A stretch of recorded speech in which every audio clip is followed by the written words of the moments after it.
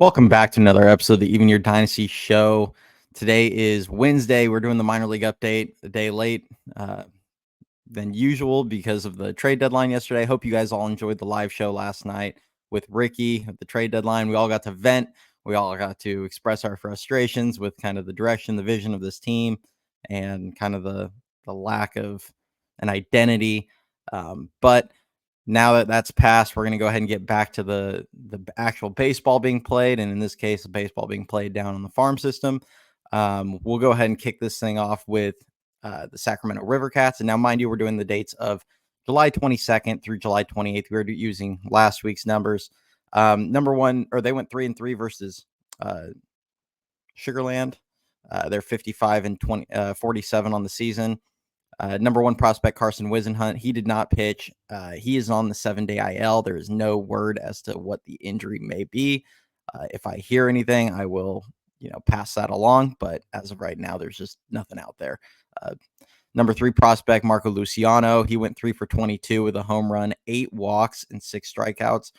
The 8 walks is encouraging, as well as only 6 strikeouts in 30 plate appearances. It's a 20% strikeout rate.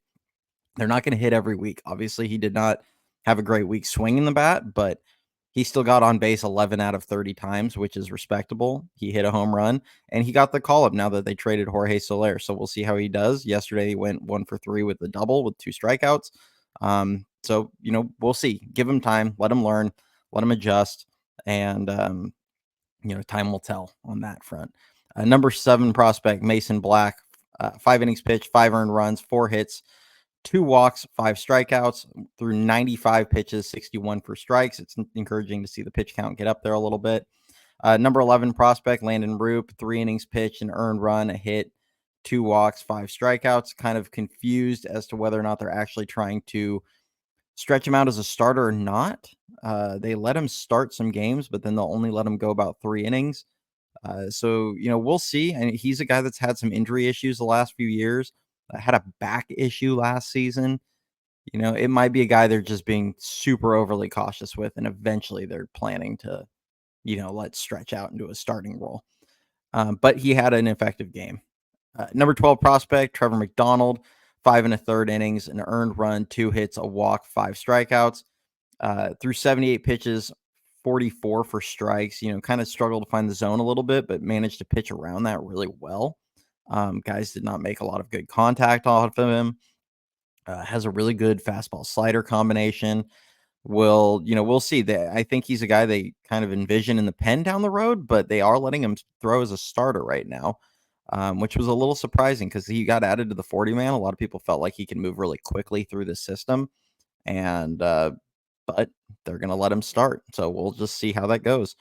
Number 17 prospect, Carson Seymour, 4 2/3 innings, 6 earned, 9 hits, 2 walks, 5 strikeouts, 88 pitches, 55 for strikes.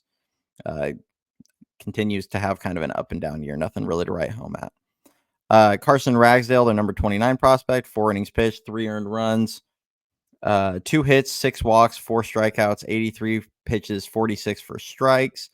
He's still trying to find his footing. It's a much tougher environment to pitch in, obviously the level of competition.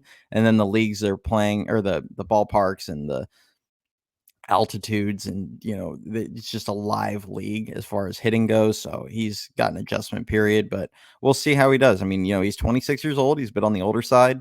I think eventually next season you may see him pitch his way into an opportunity in San Francisco, but because he's older, you never know how many opportunities those guys are really going to get.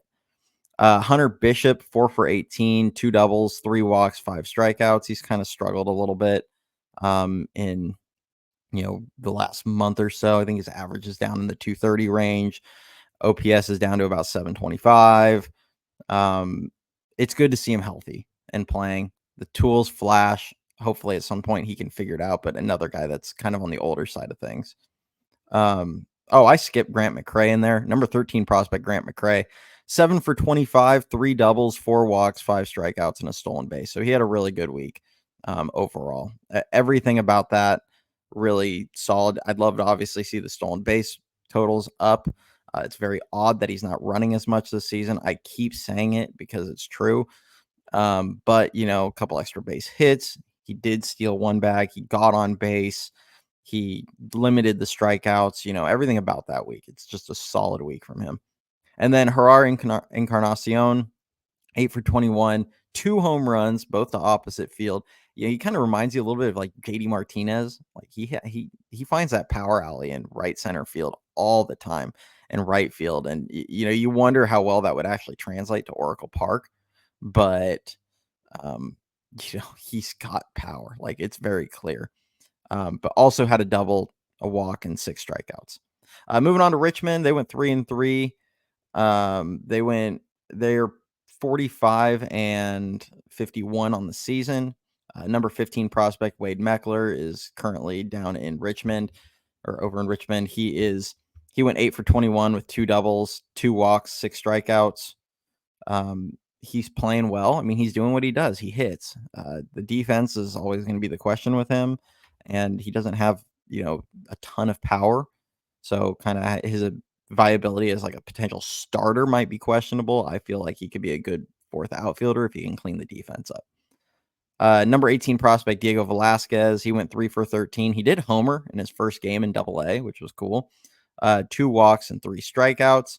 It's good to see him get the opportunity up in Double-A. I think he's a guy that can move pretty quick. Next season, if he does well, he could easily end up in Triple-A pretty early in the season, and then we'll see from there. Number 19 prospect Victor Barracoto, 4 for 17, a walk, 4 strikeouts. Power still just really isn't showing for him. It's super weird because he gets some of the craziest exit velocities in the league, or in their system, I should say, but the power just isn't there right now. So we'll kind of see, because the way his game and play style is, he kind of needs that power to be as effective as he can. Number 19 prospect, or number 26 prospect, I'm sorry, Jairo Pomares, 4 for 22, 7 strikeouts. Had kind of a rough week, but he's still been playing really, really well overall in Double-A. He's having a great season. I'd imagine he's going to be a guy that gets the opportunity in Sacramento at worst to start next season. I think he deserves to get called up now, but there's a bit of a log jam with outfielders, and that didn't improve with the deadline and everything. Will Bednar pitched in 2 games, 3 innings pitched, 3 earned runs, a hit, 4 walks and 2 strikeouts. Really, it was one of the innings, or one of the outings, he only went 1 inning and gave up 3 earned. The other one, he had 2 innings of scoreless ball, so he threw the ball well in that one. Dylan Cumming, 2 games, pitched 11 and a third innings, 5 earned runs, 11 hits, 2 walks, 15 strikeouts in that. Another older guy, he was the guy that went to independent ball and then now is over in, or they brought him over, and he pitched exceptionally well in high A. Now he's in Double-A, and he's going through the growing pains. It's every time I have to stress, like, every time these guys go up levels, we can't just expect them to dominate every time they move up. Like, there's always an adjustment period. Luciano is a guy that has shown that to like an extreme, where he'll go up to a level and it's like he looks so overmatched, and then all of a sudden it clicks and he just dominates at that level for a period of time until they move him up, and it's just rinse repeat. And that's why I've stressed, like, to be patient with him in the majors. Going over to Eugene, they went 2-4 versus Spokane, 46 and 49 on the season. Number 2 prospect Bryce Eldridge went 4 for 19 with 2 walks and 6 strikeouts. Kind of a quiet week for him. Number 10 prospect Joe Whitman, 6 inning pitch, 3 earned runs, 2 hits, a walk, and 8 strikeouts. Just had 1 inning where he just didn't limit the damage well, but as a whole, a solid start. It's a quality start, so to speak. 86 pitches, 54 for strikes for him. He's still a guy I'm really high on. So we'll see how he does as he progresses.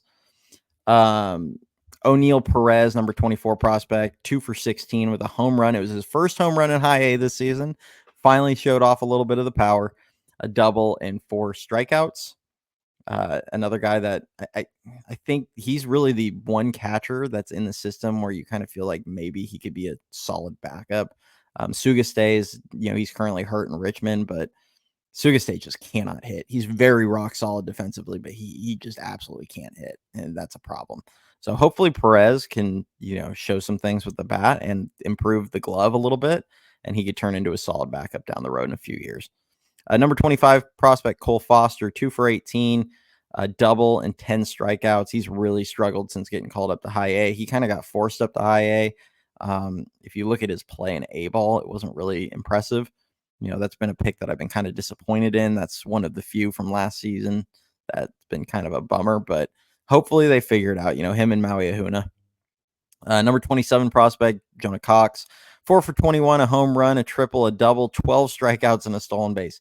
He has been on a big skid since getting to high A, but like I said, making the adjustment to a new level. Give these guys time. So I like his tools. His speed is pretty awesome. So it's a guy I'm definitely rooting for to do well as he goes through the system. Quinn McDaniel had a rough week, 2 for 16, a home run, 4 walks, and a strikeout or 5 strikeouts. But he's having a good season overall. He has 28 stolen bases and 10 home runs, which is, solid as a whole on the season. And then Charlize's County, 4 for 19, a home run, a double, 2 walks, and 6 strikeouts. He got the call up to high A, and he's going through his adjustment period. So we'll see how he does kind of as the rest of the season plays out. San Jose, they went 2-4 versus Modesto. They're 57-38 on the season. Number 9 prospect Maui Ahuna, he got placed back on the 7-day IL. So he did not play last week, which is kind of disappointing. I mean, this is, I think, the second or third time we've seen him on the IL this season. So guy can't catch a break right now. We'll see, if he can find a way to get healthy and start playing well, because he's got real potential, especially with the glove. The bat has some nice pop, but questionable hit tool. But he's got good speed, and he's got a great glove at shortstop. So I think we would all love to see him play well, because that's the kind of guy you want playing short, really. Number 28 prospect, Josh Bostic, 5 innings pitched, 2 earned runs, a hit, 4 walks, 2 strikeouts. Through 72 pitches, 37 for strikes. I mean, the kind of the opposite of Whitman. Bostic actually limited the damage really well for a guy that was struggling to throw strikes. So good outing for him. Lisbel Diaz went 6 for 24 with a double, 4 walks, and 5 strikeouts. He's got some nice pop and nice potential. Struggled a little bit in A-ball. He dominated the complex league. He's only 18. He'll probably start next season with San Jose again, I would imagine. But, he could be a guy that moves kind of quick. I mean, he's got some tools if he just figures it out. Complex League, they actually wrapped up their season, but number 5 prospect, Walker Martin, 3 for 13 with a home run, a double, 5 walks, 4 strikeouts, 2 stolen bases. Ended up with almost an 800 OPS in the Complex League after everything, all the strikeouts and everything. He ended up with about an 800 OPS.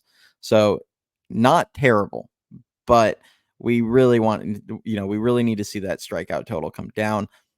I'm going to, next year or hopefully later this season, maybe they'll give him an opportunity in San Jose. I'll enjoy it when I can actually watch him play every day and see kind of the progress and everything, because that's when I form my opinions. I mean, I'm just looking at numbers with the complex leagues guys, unfortunately. Number 6 prospect, Rainer Arias, went 6 for 16, 2 doubles, walk, 7 strikeouts. He didn't really show the home run power in the complex league, but he did hit a decent amount of extra base hits. He drugged the average back up after a really slow start. So hopefully that he continues to, flash these tools and improve. And I don't know if they're going to give him an opportunity in San Jose this season, or if it's going to just be to start next season. Number 14 prospect, Everson Arteaga, 4 for 9 with a home run, a triple, a walk, and 5 strikeouts. Kind of, a guy, almost what you'd expect out of a guy that's really too good for a level, because he's there kind of doing rehab, but also like hasn't played in a while. Like, he hits for a lot of pop, but he also strikes out a ton. So, we'll see how he does. I'd imagine they're going to move him up at least to high A, maybe even Richmond. I think he was listed on the Richmond roster before the season. So I'd imagine he's going to be up there relatively quickly. And then Ryan Reckley, who was one of the best players of the complex league this season. 6 for 12 with a home run, a double, a walk, 3 strikeouts, and a stolen base. He really has bounced back and had a really good season in the complex league.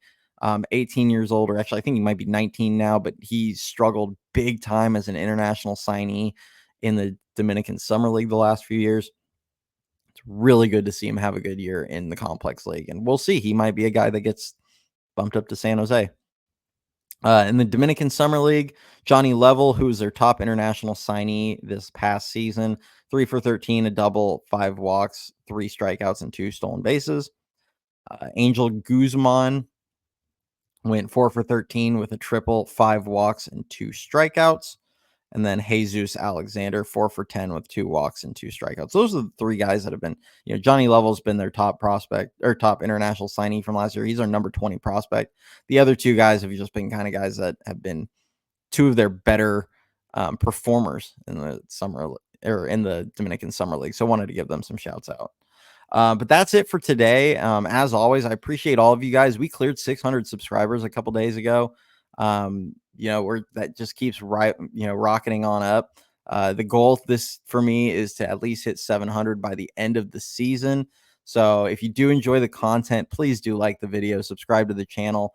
It helps everything as we get up there. The ultimate goal is to clear 1,000. We're going to try and keep doing things to improve the quality a little bit. I'm not like the world's greatest editor or anything like that, and I'm just kind of learning everything as I go. So we're trying to do things to help improve everything. But the next thing is going to have to be getting the wall decorated, so it's not just so plain back there. But I appreciate all you guys. We will. The plan is to join with the NorCal guys tonight. I don't know if it'll only be for a portion of their show or not. It is going to be pretty late, so we'll see there. And then we do have a live planned for tomorrow night. So hopefully you guys can join us for that. I think Mr. Caveman Dan is going to join us for that one, and he's got some thoughts on the trade deadline. So we're gonna let him kind of go off and do his thing. But we'll talk to you guys all soon, and go Giants.